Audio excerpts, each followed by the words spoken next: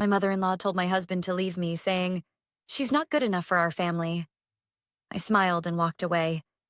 When she discovered I owned everything she had schemed for, it was already too late. The moment my mother-in-law ruined her son's life came wrapped in pearls and a glass of expensive champagne. It was a warm Sunday afternoon, and I was clearing the table after a family brunch when she leaned in, her voice a practiced whisper, honeyed with faux concern. "Claire, dear, let's not drag this out. You need to leave my son." I froze. The silverware in my hands suddenly felt heavier. Across the room, my husband, Daniel, laughed at something his father said, utterly unaware of the bomb his mother had just dropped in our kitchen. "You've had your fun," she continued smoothly, adjusting the diamond bracelet on her wrist. "But you must see it, don't you? You're not the right fit for our family." Not good enough. I had heard it before. The subtle jabs at my upbringing, the veiled insults about my lack of sophistication, the way she always managed to introduce me as Claire, Daniel's wife, never acknowledging me beyond that. But today, she wasn't hiding behind careful wording. Today, she was making her move. "You don't have the right background," she pressed on. "No prestigious family name, no valuable connections. A woman like you only holds a man like Daniel back." I exhaled slowly, setting the plates down with precision. She mistook my silence for submission. "Don't look so surprised, dear," she continued, a condescending smile curling her lips. "Daniel will remarry. We'll find someone more suitable for him. Someone with the right family, the right class. You understand, don't you?" Ah, so that was it. This wasn't just an insult. It was an ultimatum. Daniel's mother had decided my time was up.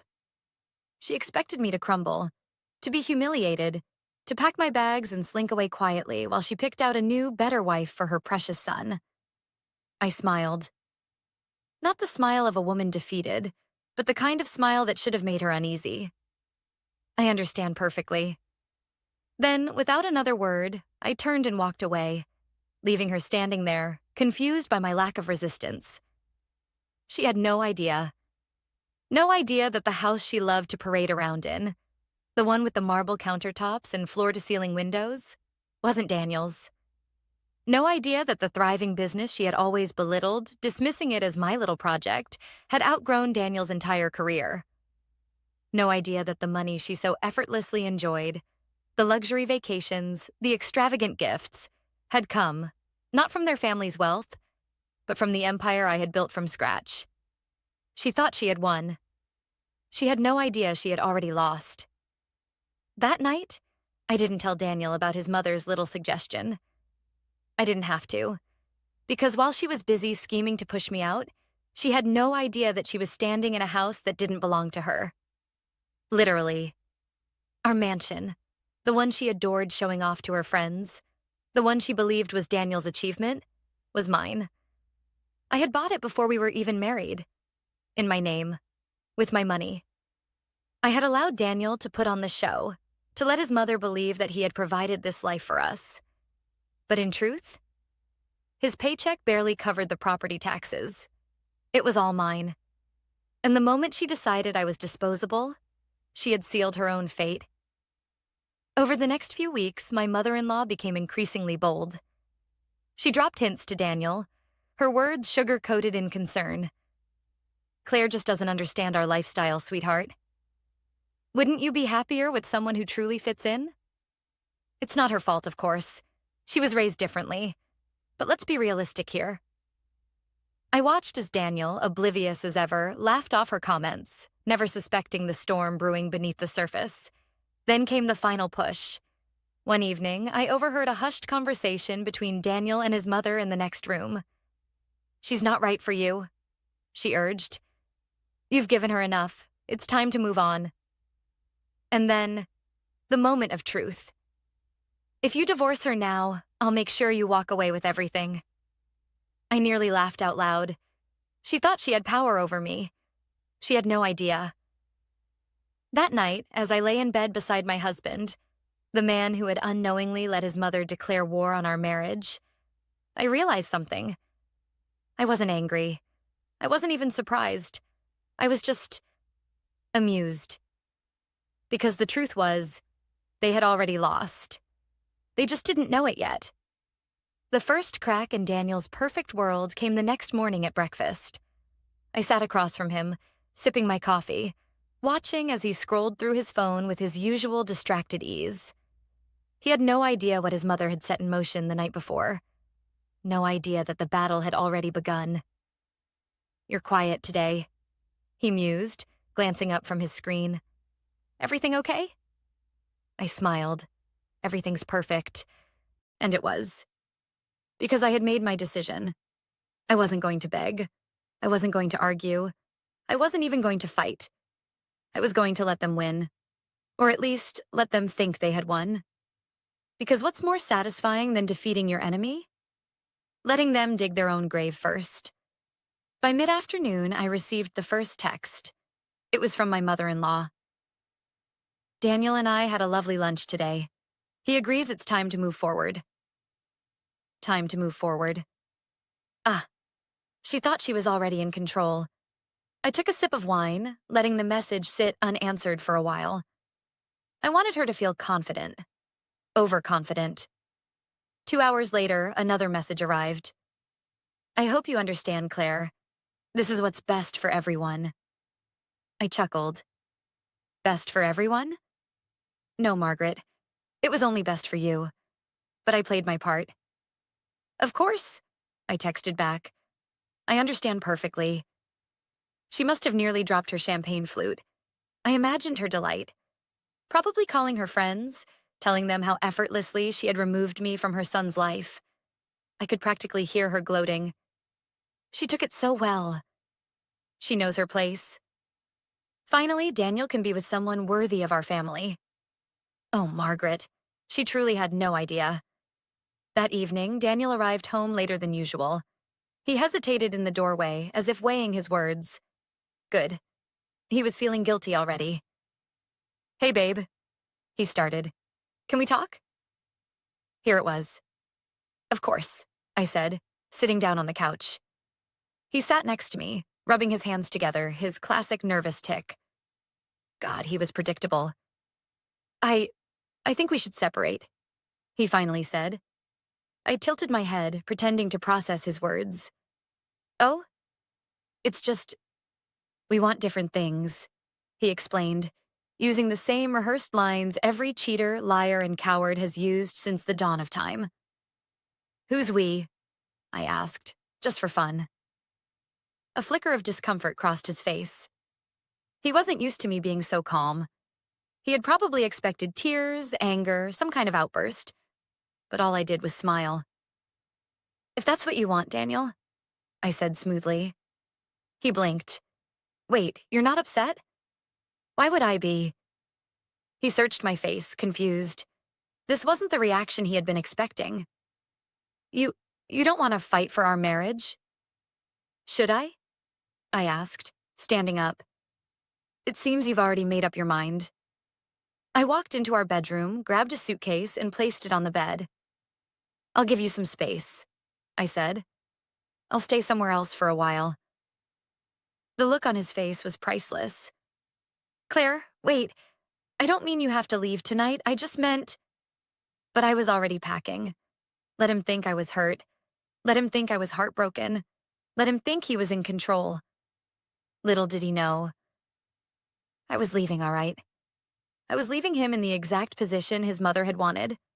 Completely free. But freedom? It was about to cost him everything. I stayed at a luxury hotel that night. The same one my mother-in-law had once bragged about hosting charity events in. The irony was almost poetic. I took my time, ordering champagne, sitting by the window overlooking the city skyline, enjoying the quiet. Tomorrow, Margaret would wake up believing she had won. Daniel would believe he was moving forward, unburdened by me. But by the time they discovered what they had truly lost, it would already be too late. Margaret must have woken up feeling victorious. I imagined her sipping her morning coffee in that sunlit dining room, basking in the glow of her triumph. She had done it. She had erased me. She had removed the woman she believed was unworthy of her precious son. In her mind, the next phase had already begun. She would find Daniel a new wife, one who came from the right background, someone she could mold, control, own. And as for me, I was supposed to be broken, miserable, a cautionary tale of what happens to women who forget their place. I smiled at the thought. She had no idea that while she was basking in her victory, her world was about to crumble. That morning, Daniel learned his first hard lesson. I got a text from him around 10 a.m. "Claire, we need to talk. Something's wrong with the house?" I didn't reply.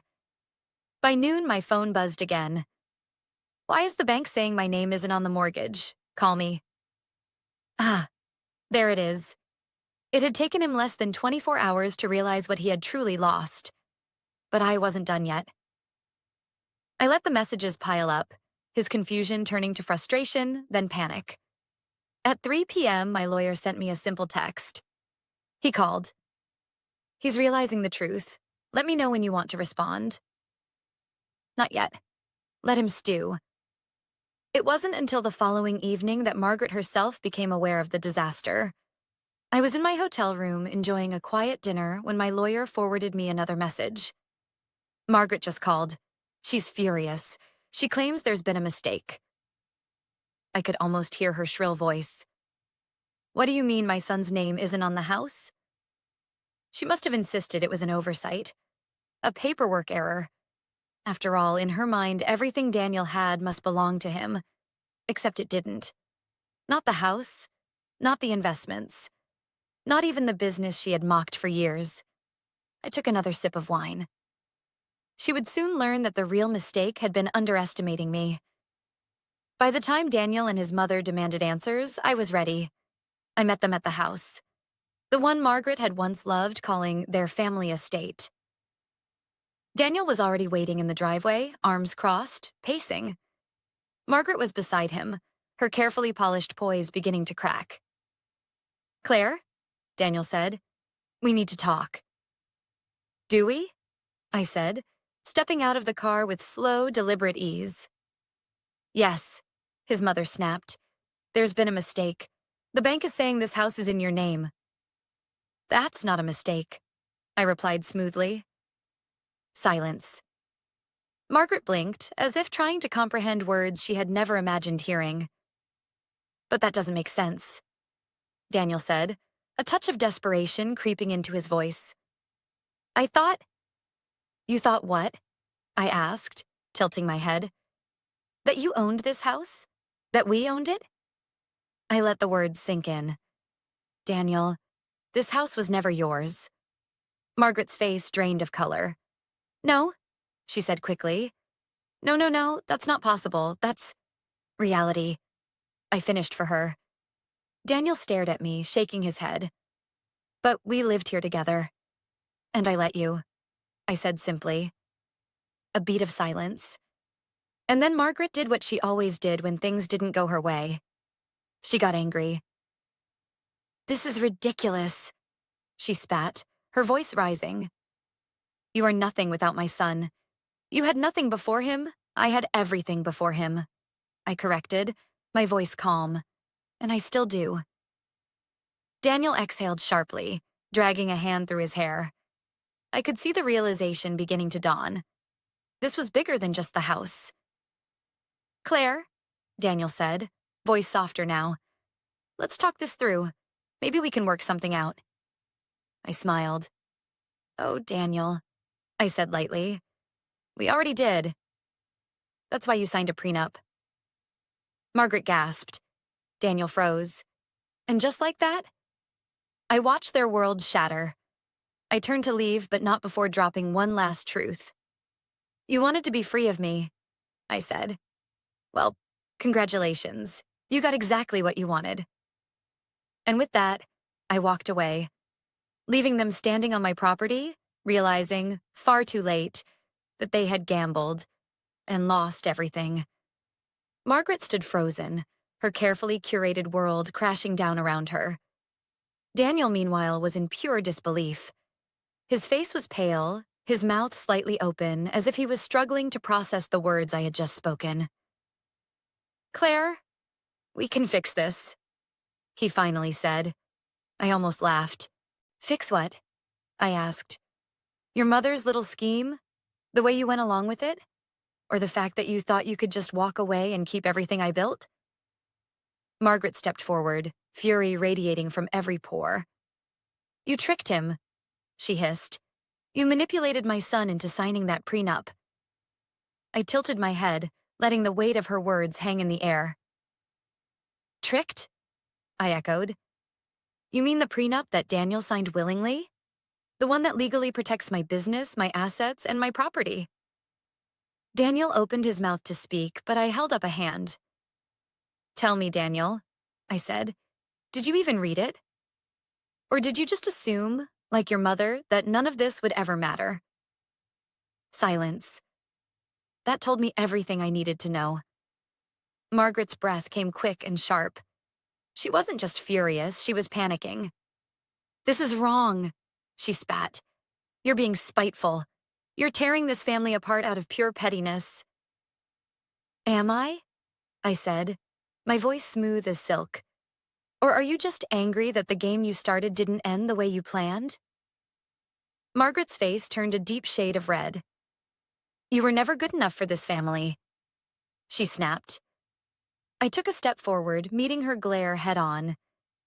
"And yet," I said softly, "it's still my name on the deed." The air between us crackled. For the first time in her life, Margaret was powerless, and she knew it. I turned to leave, but Daniel grabbed my wrist.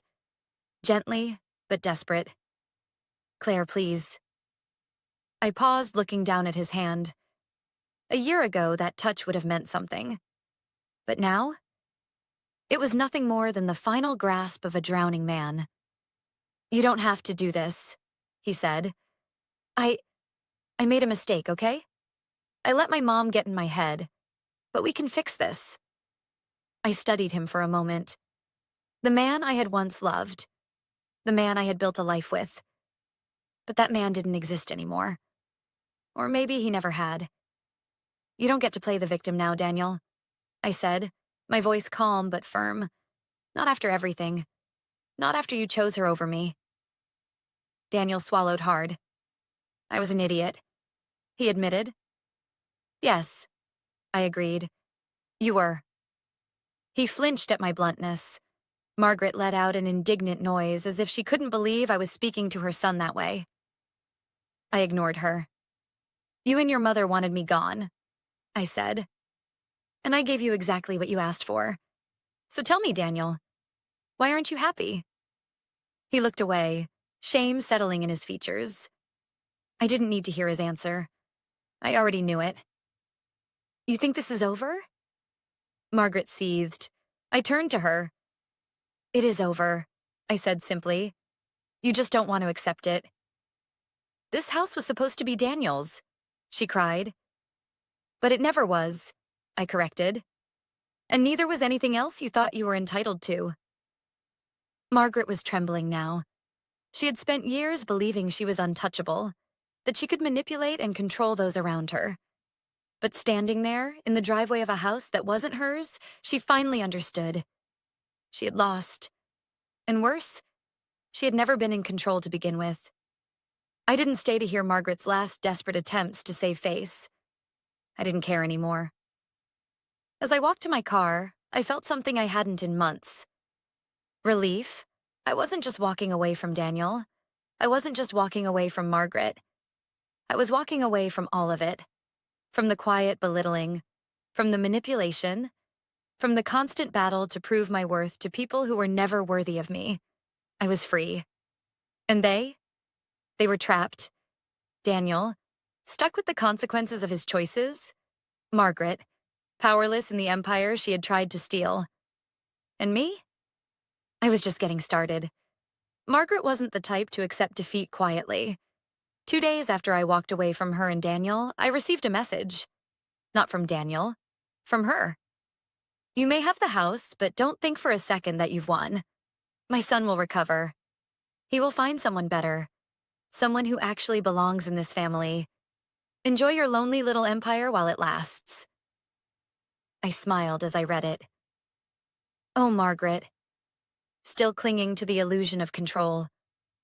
She still believed Daniel had something to recover from. She still thought I had lost. She was about to learn the truth. The hard way. I ignored Margaret's message. I had no reason to respond. But life has a funny way of delivering karma without my help.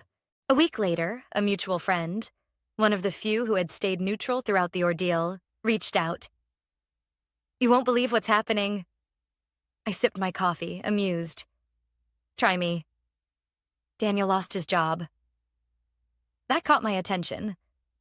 How? Apparently, Margaret went to his boss. She tried to get him a promotion, saying he deserved it after everything. I almost choked on my drink. Of course she did. Margaret wasn't just overbearing, she was delusional. She had spent years believing that Daniel was entitled to success, that his name alone should carry weight. But the corporate world? It doesn't reward arrogance. What did his boss do? I asked. Not only did they not promote him, but HR started looking into his performance. Turns out he was already under review for underperforming. And with Margaret storming into the office and making a scene, they fired him. I exhaled slowly. South Daniel had lost his home. Daniel had lost his security. And now? He had lost his job. Not because of me, because of her. Margaret had spent years protecting Daniel from consequences, making excuses, smoothing over every failure. But now, she had destroyed him. And I wasn't even finished watching it all fall apart. The next call came 2 days later. This time, it was from Daniel. I let it ring. I wasn't interested. Then a text came through. Claire, please, can we talk? I stared at the message, considering my options. I didn't owe him anything. Not my time, not my pity. But curiosity got the better of me. I answered, Daniel. He exhaled in relief. Claire, His voice cracked. I messed up. I know that. I don't know what to do anymore. I leaned back, letting the silence stretch between us. What do you want me to say, Daniel? I asked. I didn't think this would happen, he admitted. I thought... He hesitated. You thought your mother was right. A pause. Yeah, he whispered. And there it was. The truth. For the first time, Daniel was admitting that he had placed his mother's opinions above everything else.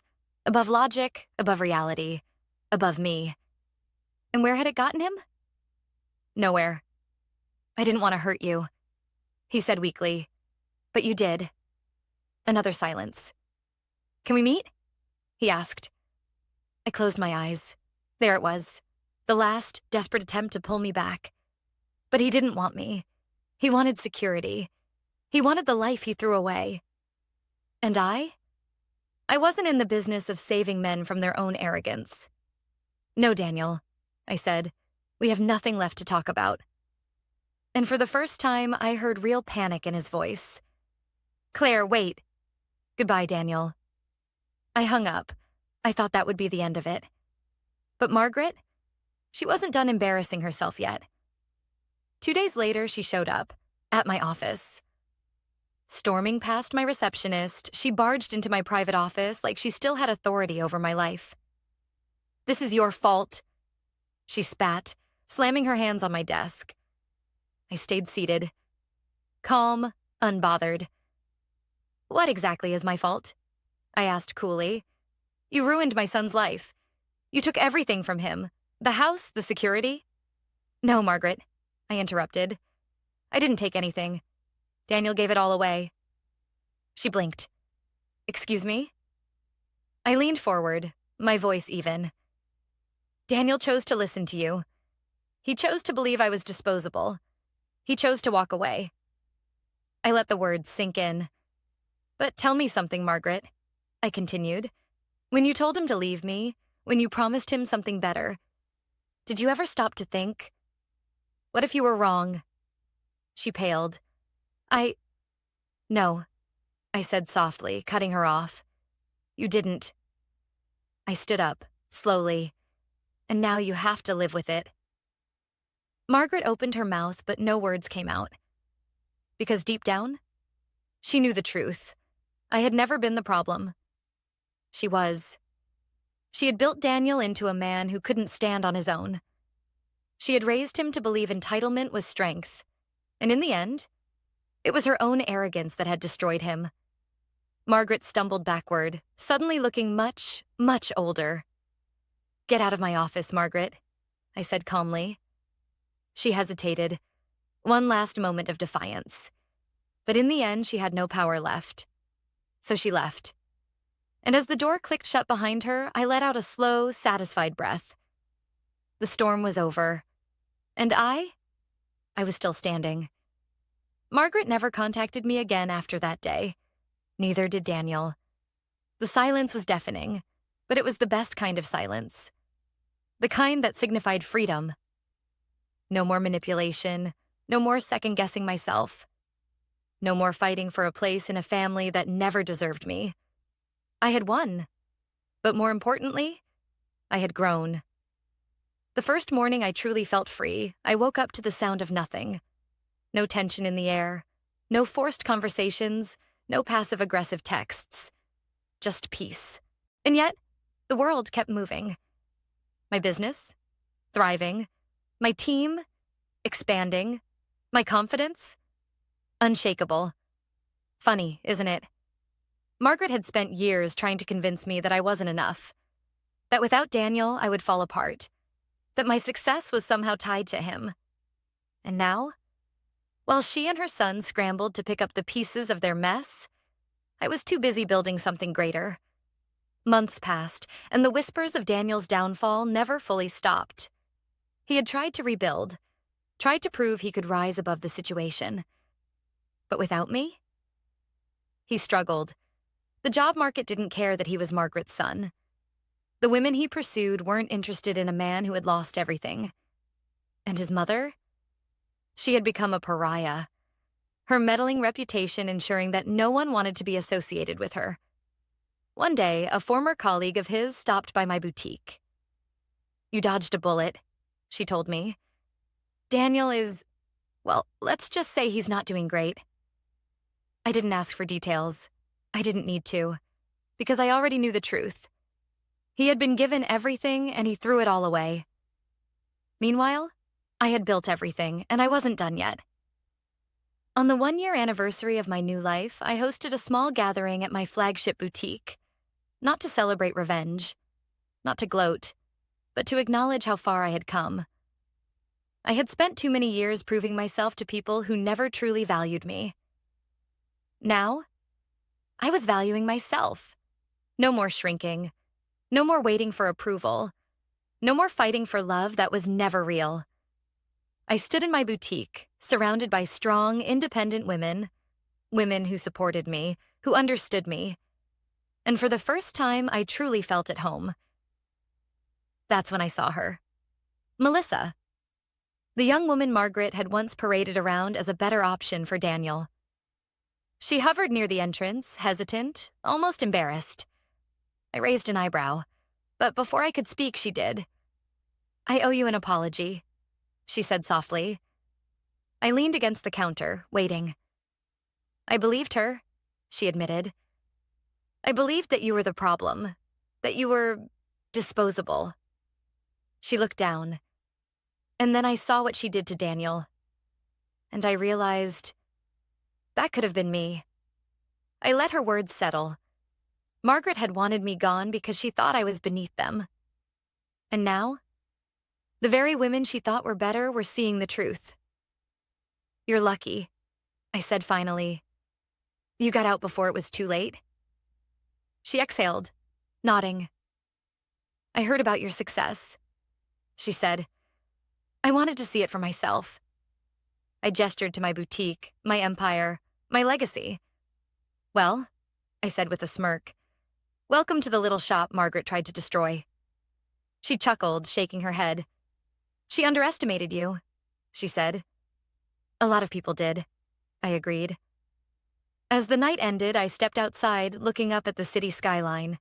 The same skyline I had looked at on the night Daniel left me. Back then, I had been preparing for a battle. Now, I had already won. Not because I had taken revenge, not because I had watched them suffer, but because I had taken my life back. Margaret had wanted me erased. Instead, I had flourished. Daniel had thought he was moving on. Instead, I had moved up.